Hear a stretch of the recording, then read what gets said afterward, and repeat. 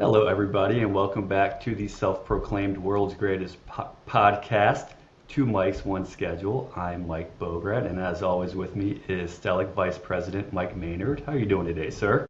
I'm great as usual. That's awesome. Nice to hear from you today.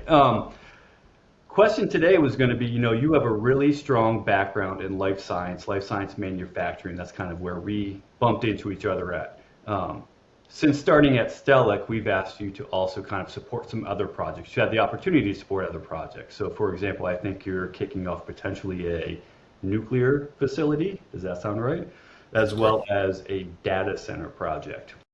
Correct. Also correct. All right. And you were previously on the owner side. I'm going to throw a little bit of a twist in this as well. So, life science focused, owner side focused, very heavy. You're now kind of branching into maybe general contractor support, even some trade partner support of very different projects. Is there a different approach, between how you look at a life science job to these other type of projects? So, yeah, there are similarities between all these types of projects, but at the same time, there are things that distinguish them from one another. Like CQV is vastly different in life science than it is in many other industries. And just clarify, what is CQV for everyone that might not know from a life science perspective? Commissioning, qualification, and validation. So those items to get your facility up and running, that back end of the schedule, that always tends to be very specific to the industry.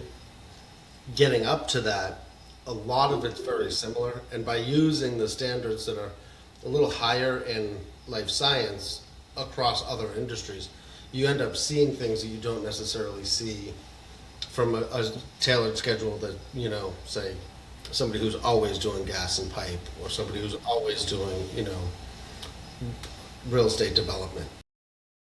They are used to like more of a cookie cutter approach where their creative thinking isn't necessarily always first and foremost, where life science, a lot of times you get in, you have an idea, and as you go, technology is changing as you're going.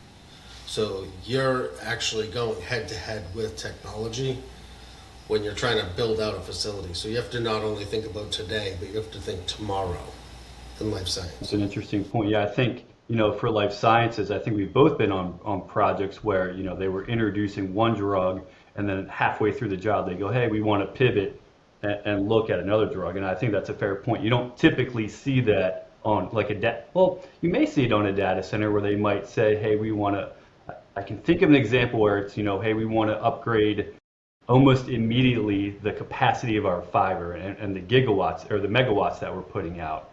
So maybe there's some overlap there where, hey, you have to be agile and be able to transition. Do you think templates work across all these type of projects? Templates work in the extent where the WBS Sphere Level 1 is going to be pretty similar. Mm-hmm. You're always going to have milestones. You're always going to have a construction phase. Sure. You're always going to have some sort of commissioning phase, qualification, or verification phase. The terminology may not be one-to-one, but the ideology is kind of there. So you're doing really the same steps, but each one has its own terminology that kind of dictates how that operates. So, for example, if for any new people to project controls, if you've only worked in one area, it's safe to say, yeah, you can probably span into different areas of construction and still be able to function pretty successfully, right? Yeah, and you could even take this one step further with production planning. That also, it's got the same basic elements of project controls because you have a deliverable, measurable things that you need to turn around. So even coordination just within trades for a production facility, you can still use the same standards. Sure. It's just how you think about your project matters and how you break up everything to look at it as these are segments that are reproducible across the board versus these are segments that are very tiered to whatever that industry is. Is there any industry that may not translate? Because you always hear these stories of, oil and gas that doesn't necessarily translate, but, we've definitely worked with and hired people from the oil and gas industry, and they've been very successful with us. Is there anything that doesn't have an overlap?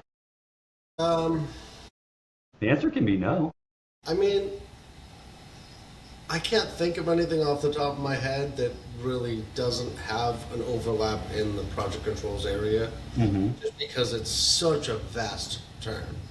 Sure.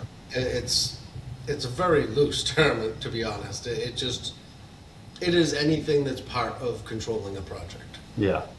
and I think that's, yeah, there's so many bits to that. of course, and we touch on this a lot, and this is part of when we, talk to our staff is, you really have to have this enormous breadth of knowledge, which is pretty wild to think about. You might not need all the depth of it, but this breadth of knowledge is tremendous that you need to be able to bring to these projects. Yeah, you have to really be like, an expert in every field and a master of none. Sure. Really. Yeah. But at the same time, you need to understand how those things work together. And that's the part that a lot of people don't put together is it's not necessarily one trade, one industry, one room. Hmm. All the trades kind of coming together as a team, even though they're not working on the same item, they're working in the same space. They're sharing the same utilities. They're like in that same air. So you can't put 30 bodies in a room that fits two people. So planning is the way that we plan that small room, plan everybody to get their turn. And the more detailed you are, the more successful you are. So kind of to put a bow on this, it's really there is lots of opportunities to working on any type of project, regardless of your construction skill set. It's, do you have really a mastery of project controls that you can easily kind of translate from project to project to project? And I think a lot of that just comes from being comfortable asking questions, and we talk about that all the time. Yeah. And that's the thing. Asking questions is number one. Like, it doesn't matter if they've had that question asked a million times. Maybe the time that you ask it, there's a different answer. You never know. Sounds good. Well, Been on no, I too hear many you. podcasts. Yep. Well, appreciate your input on that, and as always, we will catch up soon. Yeah, have a great day. Everybody, take care. Later.